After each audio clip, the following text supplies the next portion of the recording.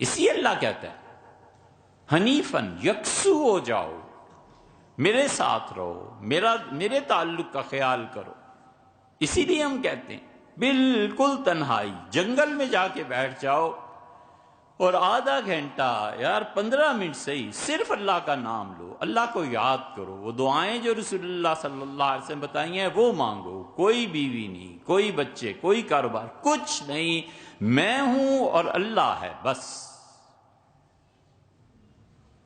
حنیفن، اللہ نے فرمایا ابراہیم یکسو ہو گیا تھا میری یاد کے لیے۔ اسی لیے حکم ہے کہ نماز میں یہ کہو کہ وما انا من المشرکین، اور اللہ میں شرک نہیں کرتا، تیرے مقابلے میں کچھ بھی گوارا نہیں۔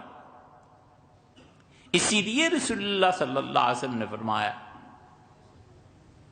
کہ جو حکمران شرک کی رسومات کریں ان کے مقابلے میں سچ کہنا، آپ نے فرمایا سب سے اچھا جہاد ہے۔ جو حکمران گناہ کا کام کریں ان سے بیزاری کا اظہار، جو قبروں پہ جا کے سجدے کرتے ہیں ان کے اس فعل سے نفرت کا اظہار، یہ عین ایمان ہے۔ کس دن کے لیے ایمان لائیں؟ یہ تو پتہ چلتا ہے جب کسوٹی پہ چڑھے کہ ایک طرف وزارت عظمیٰ ہے، ایک طرف دولت، ایک طرف وزارتیں ہیں، ایک طرف پیشکش ہے، سب کچھ، آدمی ایک طرف اللہ ہے، اس کا حکم ہے یار کدھر وزارتیں اور کیا چیزیں، کدھر جا رہے ہو؟ اللہ کے ساتھ وہ معاملات کرنا جو بظاہر شرک ہیں، اس سے بیزاری کا اظہار کرے تاکہ اللہ راضی ہو، اللہ کو قیامت میں کہہ سکے کہ موقع آیا تھا میرے پروردگار میں تیرے ساتھ تھا، قبر پہ سجدہ کرنے والوں کے ساتھ نہیں تھا۔ یہ ہے قیمن، یہ ہے ملت ابراہیم علیہ السلام کی ملت۔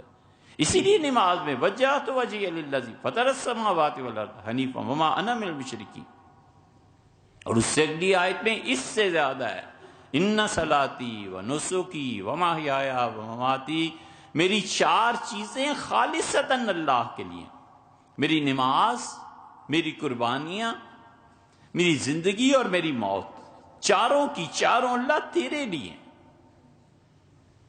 اور اللہ تو ایسا لا شریک لو، اللہ تیرا کوئی شریک نہیں ہے، میں ان 4 چیزوں کو لے کر آخر تیرے علاوہ جاؤں گا کہاں؟ میں کیوں شرک کروں؟ میں اور اپنی زندگی، اپنی موت تیرے علاوہ کیوں کسی کے لیے دوں؟